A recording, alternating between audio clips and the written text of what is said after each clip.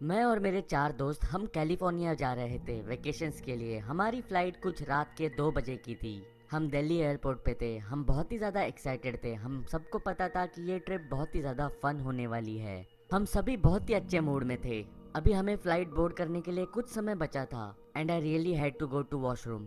मैंने अपने दोस्तों को बताया मैं वॉशरूम जाके आता हूँ और वहाँ से निकल गया। मैं जब वॉशरूम के पास गया मैंने देखा बहुत बड़ी लाइन लगी हुई है। मैंने एक एयरपोर्ट के स्टाफ को नोटिस किया। मैं उसके पास चल के गया। मैंने उसे कहा वहाँ पे वॉशरूम के लिए बहुत बड़ी लाइन लगी है, क्या यहाँ पे कोई दूसरा वॉशरूम है? वो स्टाफ पहले तो हंसी, फिर उसने मुझे कहा कि ये चीज़ उसको मुझे बताना नहीं चाहिए कि वहाँ पे एक वॉशरूम है। उसने उसका हाथ उसके पीछे पॉइंट किया था। उसने कहा कि वहाँ पे बस स्टाफ ही अलाउड है, लेकिन उसने मुझे कहा कि मैं वो टॉयलेट यूज़ कर सकता हूँ। वो एक अच्छी स्टाफ थी। उसने मुझे प्रॉपर डायरेक्शंस बताए थे। उसने कहा था सीधे जाके राइट लेना है, वहाँ पे एक दरवाज़ा आएगा, उसके अंदर ही वॉशरूम है। So I followed the direction she gave me. Sure enough उस दरवाजे को जो कोई खोलना नहीं चाहेगा, उस दरवाजे के पीछे एक छोटा सा हॉलवे था। वो हॉलवे काफ़ी अजीब था, वो काफ़ी नैरो था। ऐसा लग रहा था कि ये एयरपोर्ट के अंदर है ही नहीं। दिल्ली का एयरपोर्ट इतना फैंसी और उसके अंदर ये छोटी सी जगह काफ़ी अजीब थी। लेकिन इससे मुझे क्या, मुझे स्ट्रेट अवे वॉशरूम मिल गया। वॉशरूम का दरवाज़ा काफ़ी हैवी था। मैंने धक्का मारा और मैं वॉशरूम के अंदर चला गया।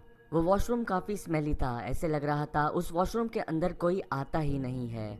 एक बात तो ठीक थी कि उस वॉशरूम में लाइट्स ऑन थी। पता नहीं क्यों मुझे ऐसे लगा मुझे वॉशरूम के बाहर का वो नैरो हॉलवे चेक कर लेना चाहिए, अगर वहाँ पे कोई है। मुझे आज भी पता नहीं मुझे ऐसा क्यों लगा। It was just an instinct feeling.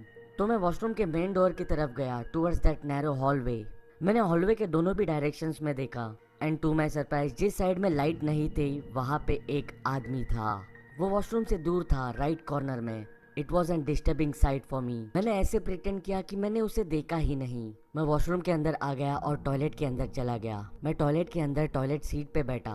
मैं बहुत ही ज़्यादा नर्वस था। मैं ये होप कर रहा था कि वो इंसान वॉशरूम के अंदर ना आए, लेकिन ऐसा नहीं हुआ। मैंने वॉशरूम डोर खुलने की आवाज़ सुनी।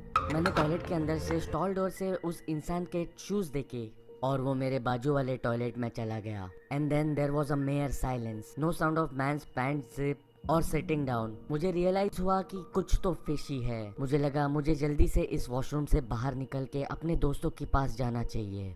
मैं टॉयलेट सीट से उठा। तभी मैंने ऊपर की तरफ देखा और तभी मैंने उस इंसान का सर देखा। वो उसके टॉयलेट स्टॉल से मेरे टॉयलेट स्टॉल के अंदर पीप कर रहा था। मुझे ऐसे लगा मेरे जैसे पैरों के नीचे से जमीन ही हट गई हो।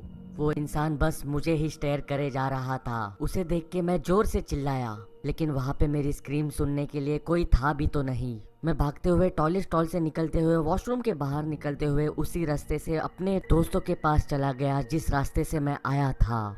मैं जब अपने दोस्तों के पास पहुंचा तब मैं कैजुअली चलने लगा और मैंने ऐसे दिखाया कि मेरे साथ कुछ हुआ ही नहीं। वॉशरूम में मेरे साथ क्या हुआ और उस आदमी के बारे में मैंने किसी को नहीं बताया, क्योंकि इन अ वे वो काफ़ी एम्बेरेसिंग था और मैं नहीं चाहता था कि मेरे दोस्त मेरा मजाक उड़ाए। मेरे दोस्त थोड़े से मुझसे नाराज थे क्योंकि मैं बहुत समय के लिए गायब था और फ्लाइट का टाइम होने ही वाला था। मैं जब वहाँ पे पहुंचा मैं हेवीली ब्रीथ कर रहा था, लेकिन किसी ने नोटिस नहीं किया। मैंने बताया कि वॉशरूम में लाइन बहुत थी इसीलिए समय लगा। I know that seems stupid now. हमने फ्लाइट बोर्ड की और हम कैलिफोर्निया पहुंचे। हमने बहुत ही ज़्यादा एंजॉय किया। This was the best vacation I have ever had. Of course the thought of that creepy man haunted me that week every night.